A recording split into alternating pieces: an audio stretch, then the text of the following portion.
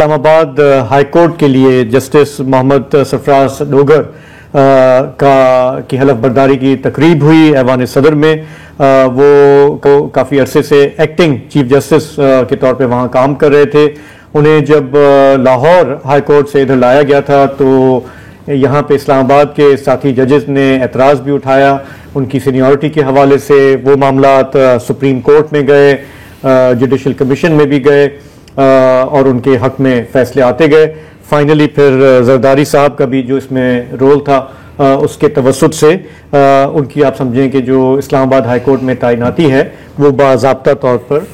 आज अपने मंतकी अंजाम तक पहुंची। साथ ही हमने देखा कि सिंध, खैबर पख्तूनख्वा और बलूचिस्तान में भी हलफ बर्दारियाँ हुई। वहाँ पे भी जो चीफ जस्टिस साहिबान हैं उन्होंने हलफ लिया। लेकिन जो सफ़र रहा ये इस्लामाबाद हाई कोर्ट के हवाले से, वहाँ पे जो जजेस की रद्दोबदल शुरू हुई उससे पहले हमने देखा सुप्रीम कोर्ट में हुई। थोड़ा उस पर हम नज़र दौड़ाते हैं। हमें ज्वाइन कर रहे हैं तैयब बलोच, इस बाद के सीनियर कोर्ट रिपोर्टर हैं, इन मामलात पर नज़र रखते हैं जो भी इसमें दाव पेच उतार चढ़ाव आए। तो तैयब ये बताइएगा, हमारे काफ़ी सारे जो देखने वाले हैं वो निटी-ग्रिटी को फॉलो नहीं करते इन मामलात की, आपकी इस पर नज़र है। मैं आपसे पूछना चाह रहा हूँ कि जब ये लाहौर से 3 जजेस का ट्रांसफ़र हुआ था इस्लामाबाद हाई कोर्ट, उस वक्त गवर्नमेंट ने ये आर्ग्यूमेंट दी थी कि हम इसको क्या एक फेडरल सेंटिमेंट को सामने रख के कि जी मुख्तलिफ सूबों से जजेस को एलिवेट करना चाहिए, लाना चाहिए, वो आर्ग्यूमेंट उन्होंने यूज़ की थी। लेकिन उस पर एतराज़ भी हुआ था कम से कम 5 जजेस की तरफ से जो इस्लामाबाद हाई कोर्ट के हैं। वो एतराज़ क्या था बुनियादी तौर पर, और फिर हमने क्या देखा, प्रोसेस में क्या हुआ? देखें, जो हुकूमत की कोई जो कोशिश थी या इस तबादले की वजह थी वो तो वफाकियत को मद्देनजर रखते हुए छोटे सूबों से और एक पंजाब से जस्टिस सरफराज डोगर पंजाब से, जस्टिस मोहम्मद आसिफ को जो है वो बलूचिस्तान से और जस्टिस खादिम हुसैन सोमरू को सिंध से लाया गया था। तो इसके साथ साथ जो 5 जजेस के जिसके आपने इतराज की बात की, उनका इतराज ये था कि ये जो जजेस तबादला होके आए हैं इनका जो तबादले का तरीक़ाकार है वो कॉन्स्टिट्यूशनली तौर पे अडॉप्ट नहीं किया गया। उसमें मुशावरत का एक मामला उठाया गया था कि जो है वो मुतलका चीफ जस्टिस से मुशावरत होनी चाहिए थी और मुतलका जजेस से भी मुशावरत होनी चाहिए थी, और साथ उनका मेन मुतालबा ये था कि ये जो जजेस तबादला होके आए हैं तो ये सीनियरिटी अपने साथ कैसे कैरी करके लेके आए हैं, जबकि इनको जो है इस्लामाबाद हाई कोर्ट का अलग से हलफ लेना चाहिए, क्योंकि पहले किसी ने सिंध का हलफ लिया हुआ है, सिंध हाई कोर्ट का, किसी ने बलूचिस्तान हाई कोर्ट का, और जस्टिस सरफराज डोगर ने जो है लाहौर हाई कोर्ट का हलफ लिया हुआ है। तो यहाँ इनको असर नौ दोबारा हलफ लेना चाहिए। तो सीनियरिटी जो है उन्होंने कहा कि हमारी मुतासर हुई है, और इस सीनियरिटी के हवाले से इन 5 जजेस ने रिप्रेजेंटेशन अपने उस वक्त के चीफ जस्टिस आमिर फरूक को भेजी थी कि आपने जो सीनियरिटी लिस्ट बनाई है वो दुरुस्त नहीं है, और इन जजेस जो नए तबादला होके आए हैं इन जजेस की सीनियरिटी जो है वो नीचे से शुरू होगी, तो इनको आपने सीनियरिटी में पहले क्यों रख दिया? तो इस पर जो है उस वक्त के चीफ जस्टिस जो है उन्होंने रिप्रेजेंटेशन पर फैसला देते हुए कहा था कि नहीं, यही जजेस जो है वो सीनियर हैं। इस हवाले से उन्होंने भारतीय आइन और कानून का भी हवाला दिया और बाकी भी दुनिया की मिसालें पेश की थी, और यूं इन 5 जजेस का जो मौक़िफ़ था सीनियरिटी के हवाले से वो मुस्तरद कर दिया गया उन्हीं के अपने ही chief justice Islamabad high court ने। और उसके बाद जो है जस्टिस आमिर फरूक जो है वो तबादला होकर सुप्रीम कोर्ट आ गए, तो वहां पे चीफ जस्टिस की पोस्ट खाली हो गई। तो इन जजेस की जानिब से ये कहा जाता रहा कि हम 5 में से, ठीक है, अगर सीनियर जो है वो बनते हैं जस्टिस मोहसिन अख्तर कियानी, अगर उनको नहीं लगाते तो हम 5 में से किसी को लगा दिया जाए, नए जो जज आए हैं उनमें से किसी को चीफ जस्टिस ना बनाया जाए। तो बहरहाल उनकी इस बात को भी जो है रिजेक्ट किया गया। तो फिर उसके बाद इन 5 जजेस ने जो है वो एक सुप्रीम कोर्ट ऑफ पाकिस्तान में कॉन्स्टिट्यूशन पिटीशन दायर की 184(3) के तहत, और उस कॉन्स्टिट्यूशन पिटीशन पे फिर कॉन्स्टिट्यूशनल बेंच बैठा और उसने मुसलसल समातें की और इन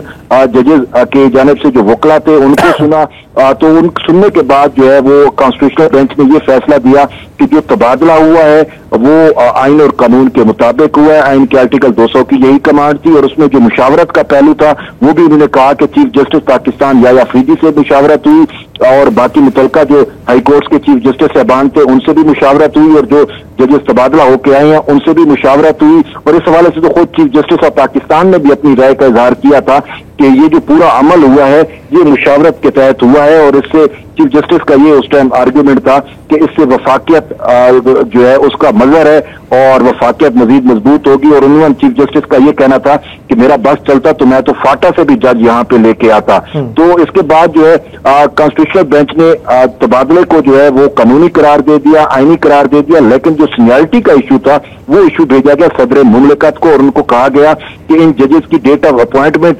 देख कर जो है वो सीनियरिटी का इशू तय किया जाए। और उसके बाद सदर मुमलिकत ने जो है वो तमाम जजेस की जो है वो सीनियरिटी के हवाले से एक अपनी राय भी दी, और फिर वजारत कानून ने नोटिफिकेशन भी किया, और उसके तहत जो है वो जस्टिस सरफराज डोगर की जब अपॉइंटमेंट की तारीख देखी गई लाहौर हाई कोर्ट में, और यहाँ पे जो सीनियर 3 जज कहला रहे थे जस्टिस मोहसिन अख्तर कियानी इनकी देखी गई, तो यूं जस्टिस सरफराज डोगर की जो तैनाती है बतौर जज वो जस्टिस मोहसिन अख्तर कियानी से बहुत पहले की थी। इसी वजह से फिर जस्टिस सरफराज डोगर को जो है वो सीनियर 3 जज जो है वो डिक्लेयर किया गया। लेकिन इसके बाद हमने देखा कि जब जुडिशियल कमीशन का इजलास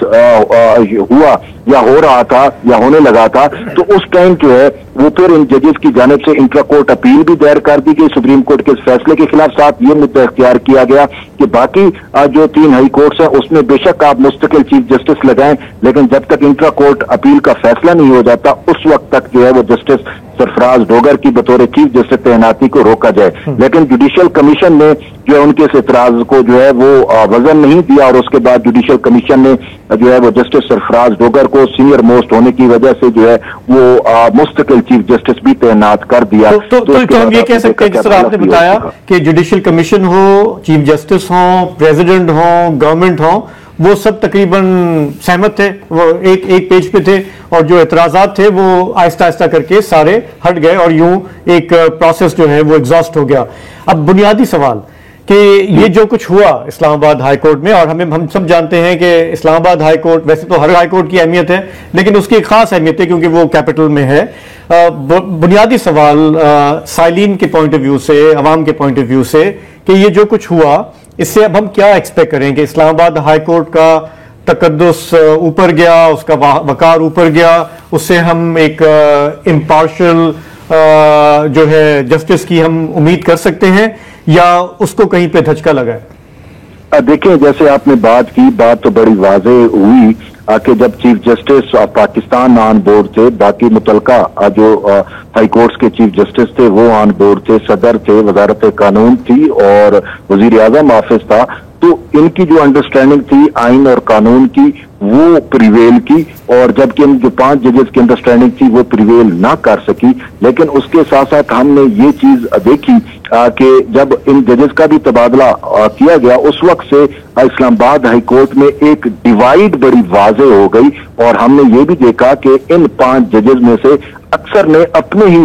जो उस टाइम तो कायम मकाम थे जस्टिस सरफराज डोगर, उनके खिलाफ भी फैसले देने शुरू कर दिए, और खासकर बेंच की तश्कील और इन पे बड़े एतराज उठाए गए। लेकिन अब अगर नेक्स्ट का हम मामला देखें, अब वो मुस्तकिल चीफ जस्टिस तो बन चुके हैं, लेकिन एक चीज हमें नजर आ रही है कि जस्टिस मोहसिन अख्तर कियानी बरह रास्त जो है वो मुतासर हुए हैं, लेकिन उन्होंने गुडविल आप कह दें कि जो भी समझे कि उन्होंने जो है वो खुद जब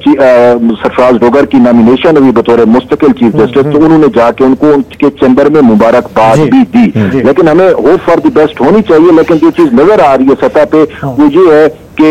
डिवाइड जो है वो बहुत ज्यादा वाजे हो गई है, और अब ये जो है वो खुद जस्टिस सरफराज डोगर के ऊपर डिपेंड करता है कि आया वो अपने इन 5 साथी जजेस को कैसे लेके चलते हैं, या उनको साइडलाइन करते हैं, या क्या करते हैं, उनको केसेस मिलते भी हैं नहीं मिलते, इससे वाजे हो जाएगा। तैयब बलोच साहब, बहुत बहुत शुक्रिया आपके इसको रिकॉल। जो तो मुझे बहुत अच्छी बात लगी कि हर सूबे से लोगों को चुना जा रहा है, मुझे वो चारों सूबों की जंजीर वाला जुमला याद आता है। और जहां तक तैयब साहब ने कहा कि होप फॉर द बेस्ट, तो इसका जो आखिरी जुमला है इस कहावत का वो है hope for the best, expect the worst. हाँ, ठीक है। हमेशा बंदे को जिंदगी में तैयार रहना चाहिए, मेरी नजर में यू शुड ऑलवेज एक्सपेक्ट। तबाही भी आ सकती है, लेकिन उम्मीद पे दुनिया कायम है।